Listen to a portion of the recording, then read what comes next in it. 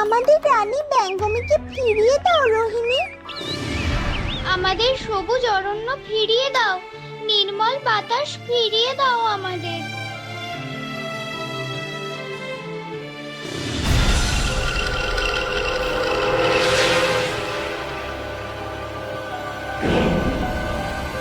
এ কি, জঙ্গলের এই অবস্থা কি করে হলো?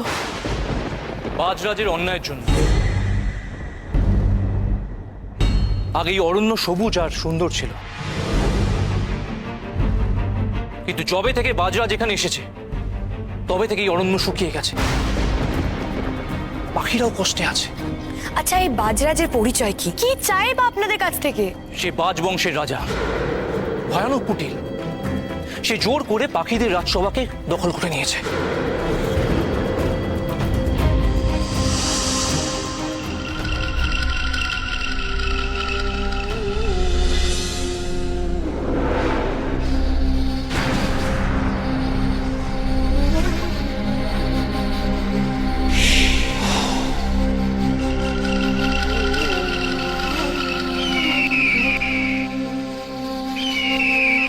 কিরে, যে কাজ দিয়েছিলাম পারিসনি তো?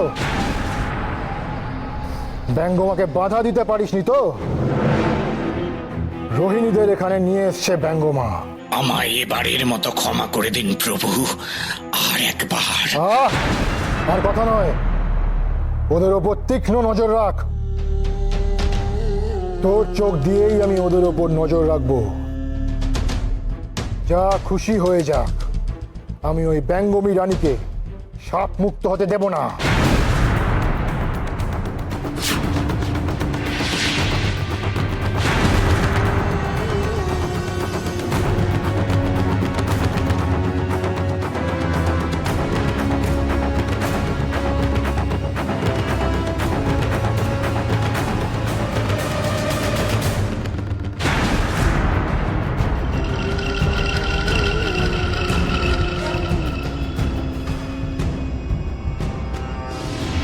তার মানে ব্যঙ্গমী রানীর ডানার শক্তি আর এই রাজ্যের অধিকার চায় বাজরাজ, তাই তো?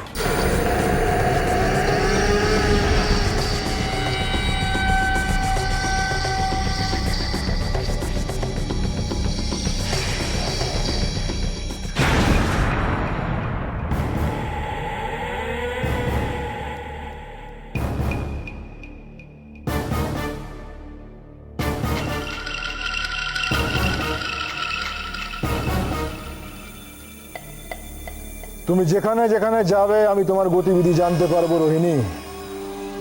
তুমি আর তোমার সঙ্গীরা এখন আমার নজরবন্দি। বাজ হলো রাতের রাজা, অন্ধকার তাদের শক্তি দেয়।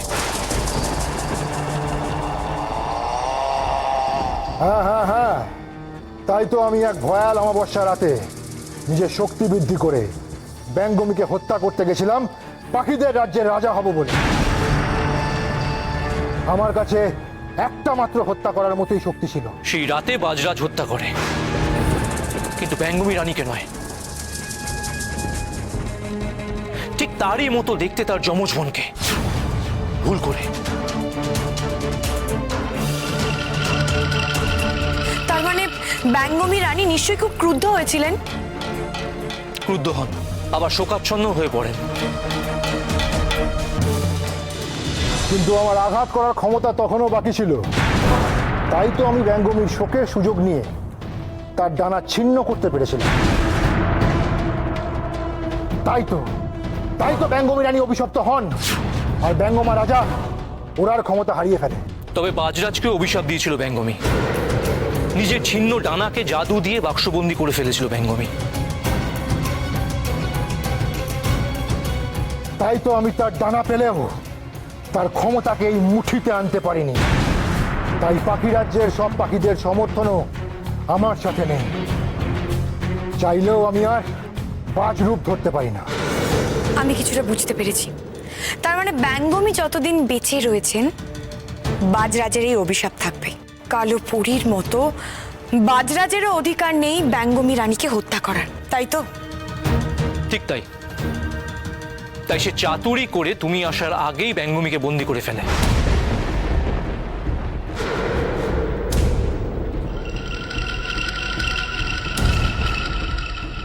নিজের বীরত্বের গল্প বলতে ও শুনতে বারবার ভালো লাগে। ব্যঙ্গমা সেই কবে থেকে এক কান্না কেঁদে চলেছে। এইবার আরো কান্না উপহার দেব আমি। তার জন্য ব্যঙ্গমীকে মরতে হবে, আর রোহিণীকে যদি পথ থেকে সরাতে হয় তাহলে আমি তাই করব। আমি ব্যঙ্গমা থেকে অনেক ধাপ এগিয়ে ভাবি। রোহিণীর পরীক্ষা শুরুর আগেই ওকে শেষ করে দেব আমি। আজ ফিরে আয় বাজ।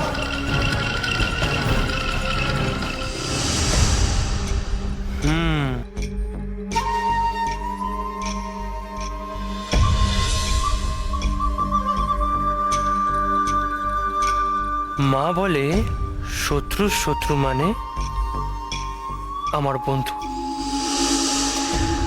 আমার মন বলছে এই বাজ আমার কাজে লাগবে। ব্যঙ্গমী রানীকে কোথায় রেখেছে বাজরাজ? ঠিক এই প্রশ্ন থেকেই তোমার পরীক্ষা শুরু, রোহিণী। এসো আমার সঙ্গে।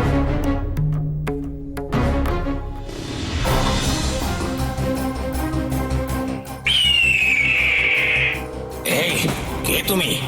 আমার সামনে এইভাবে এলে যে বড়?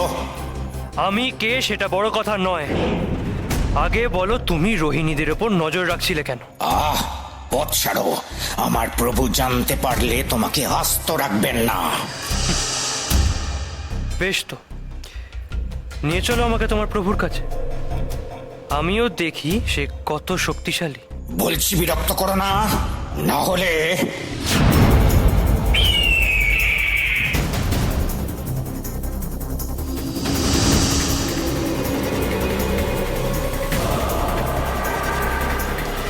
এবার তোমার প্রভু নিজেই আমাকে স্বাগত জানান।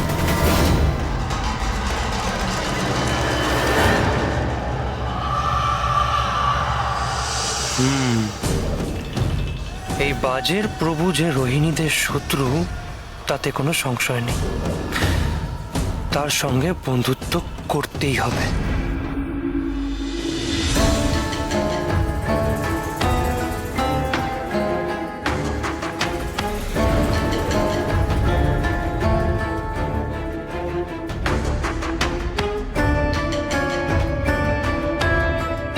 বিস্মিত হচ্ছ? এই প্রাচীর তুলেছে বাজরাজ, আর তারপর থেকেই পাখি রাজ্যের অরণ্য থেকে হারিয়ে গেছে সমস্ত সবুজ।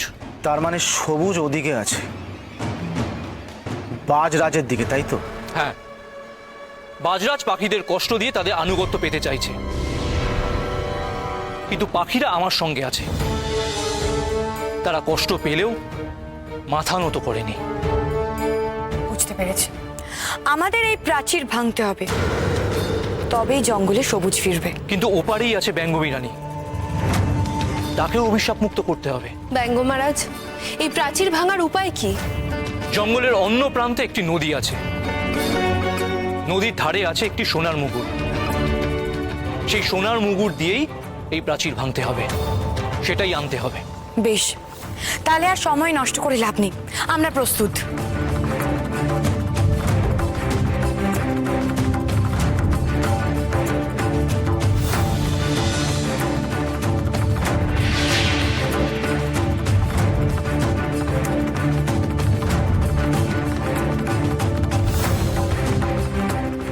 ব্যঙ্গমী রানীকে মুক্ত করার জন্য তোমাদের একই সঙ্গে সোনার পালকও আনতে হবে। দুটো কাজ একসাথে করতে হবে। দিদি, আমরা তো কাজ ভাগ করে নিলেই হয়। আমি মুগুর নিয়ে আসি, তুমি সোনার পালক নিয়ে এসো। হ্যাঁ হ্যাঁ, ও একদম ঠিক বুদ্ধি দিয়েছে। সব থেকে গুরুত্বপূর্ণ সময় তোমার বোনের সাহায্যই প্রয়োজন। বুঝতে পেরেছি, বোনের এখানে আসার পেছনে নিশ্চয়ই কোনো গুরুত্বপূর্ণ কারণ রয়েছে। আচ্ছা, ওই সোনার পালকটা কার? এই সোনার পালক হলো বাজরাজের ডানার, তাই সেই পালক দিয়েই একমাত্র ব্যঙ্গমী রানীকে অভিশাপ মুক্ত করা যাবে।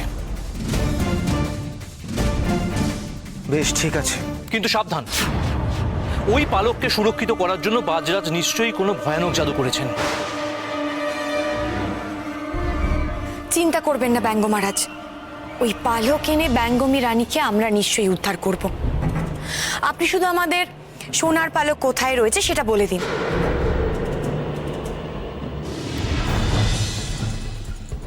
কার এত বড় সাহস আমার বাজকে বন্দি করেছে?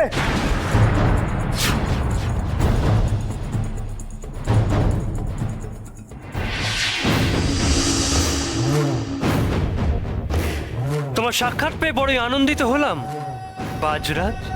কে তুমি আমার রাজ্যে এসে আমারই বাজকে বন্দি করে আমার চোখে চোখ রেখে কথা বলছো? তুমি জানো না ওই বাজ চাইলে তোমার দু চোখ উপড়ে নিয়ে তোমায় সারা জীবনের মতো অন্ধ করে দিতে পারে। বাজরাজ, আমি কালনাগিনী পুত্র বিক্রম।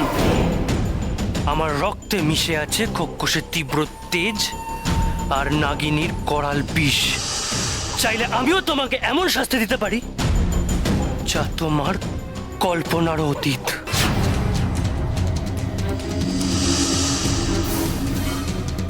এত বড় সাহস!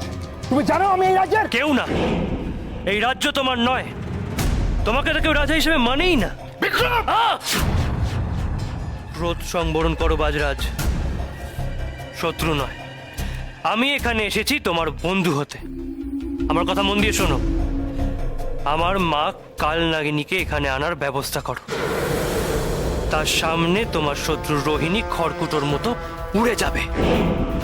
রোহিণীও মরবে আর ব্যঙ্গমী রানীর সাপ মুক্তিও ঘটবে না। তুমি হবে পাখি রাজ্যের রাজা। আর কি চাও? কিন্তু কালনাগিনী কেন আমাকে সাহায্য করবে? কারণ রোহিণী তার পরম শত্রু, আর আমার মা কালনাগিনী রোহিণীকে শেষ করতে চায়।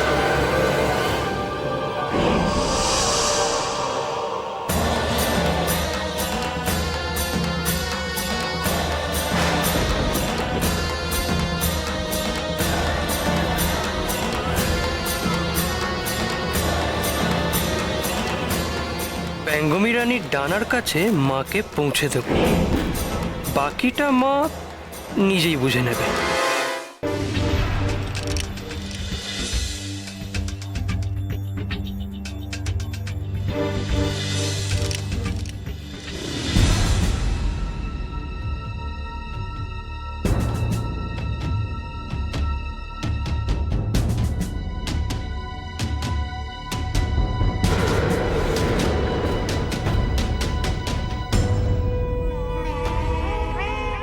এত উঁচুতে আমি উঠবো কি করে? ওই মুগুর তো আমার নাকালের বাইরে।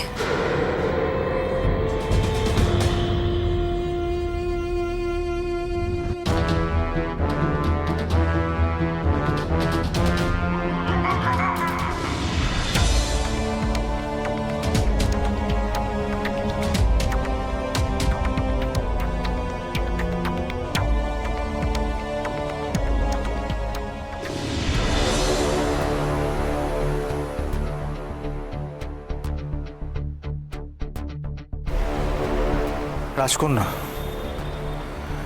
ওই পালক আমাদের সংগ্রহ করতে হবে। রাজকন্যা দাঁড়াও, তুমি কেন যাচ্ছ ওখানে? তুমি ওখানে গেলে এই লাভা তোমাকে জ্বালিয়ে দেবে। আমি থাকতে তুমি কেন যাবে ওখানে? এই আগুন আমার কিচ্ছু করতে পারবে না, তাই পালক আমি নিতে যাব। তুমি নিশ্চিন্তে এখানে থাকো। চোথা, চোথা, আমার কথাটা শুনুন। ব্যঙ্গমা কি বলেছিল নিশ্চয়ই আপনার মনে রয়েছে। ব্যঙ্গমা বলেছিল বাজরাজ এখানে কোনো ভয়ানক জাদু করে রেখেছে। আপনার যদি কোনো ক্ষতি হয়ে যায় তাহলে। আমি জানি আমি বিপদে পড়লে তুমি আমাকে ঠিক উদ্ধার করবে। চোথা, আমার মন বলছে কিছু একটা গোলমাল নিশ্চয়ই আছে এখানে। আমি বলছি তো আমার কিচ্ছু হবে না। রাজকন্যা, তুমি নিশ্চিন্তে থাকো, আমার কিচ্ছু হবে না। আমি খুব সহজে পালকটা পেয়ে যাব।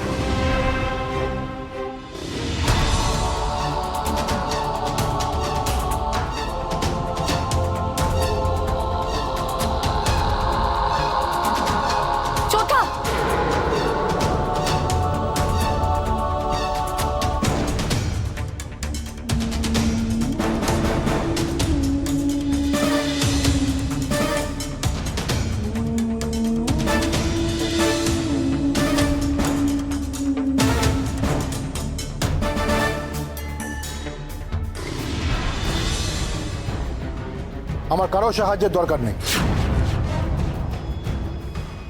আমার গড়ে তোলা প্রাচীর দুর্ভেদ্য, আর সেই প্রাচীর ভাঙতে না পারলে রোহিণী কি করে ব্যঙ্গমী রানীর দেখা পাবে?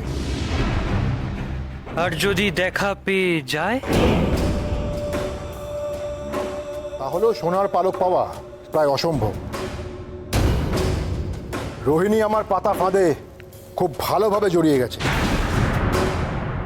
মুগুর আর সোনার পালক সংগ্রহ করতে গিয়েই ওরা মরবে।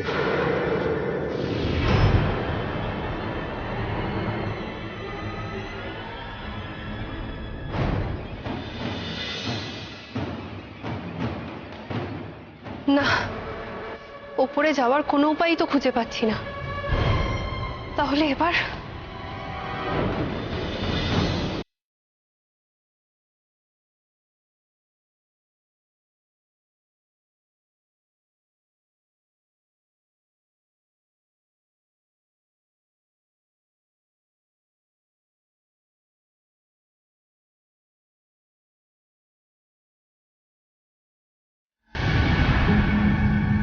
আমার কথা শোনো বাজরাজ, তুমি একটু বেশি আত্মবিশ্বাসী হয়ে যাচ্ছ। ওই রোহিণী কিন্তু খুবই চতুর, আর তার সঙ্গে খোকস যুবরাজ অগ্নিও আছে। রোহিণীর বোন মোহিনী, ও কিন্তু শ্বেতনাথ বংশের রাজকন্যা। আর ব্যঙ্গমা, পাখি, এরা তো সবই তার দলে। আর তুমি তো একা।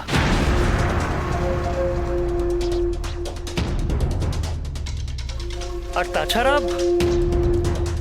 তাছাড়া রোহিণী যদি মরেও যায়, তাহলেও তো তুমি ব্যঙ্গমী রানীকে হত্যা করতে পারবে না। কারণ পারলে তুমি এতদিনে করে ফেলতে।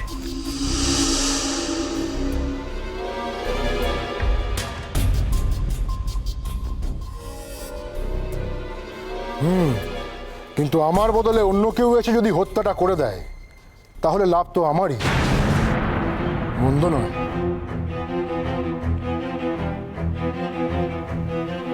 আমি জানি তুমি নিজের স্বার্থ ছাড়া কিছুই বোঝো না বাজরাজ, তাই তোমাকে আমার প্রস্তাবে রাজি হতেই হবে। তুমি ঠিকই বলেছো বিক্রম, আমি বুঝি আমার লাভ, আর তাই তো আমি কালনাগিনীকে আমার রাজ্যে নিয়ে আসবো।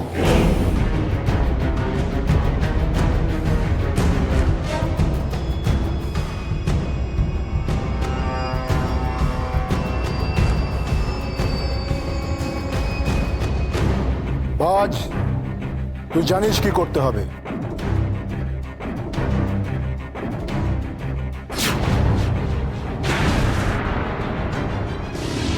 বাহ, কুটিলের সাথে কুটিলের বন্ধুত্ব ভালোই জমবে।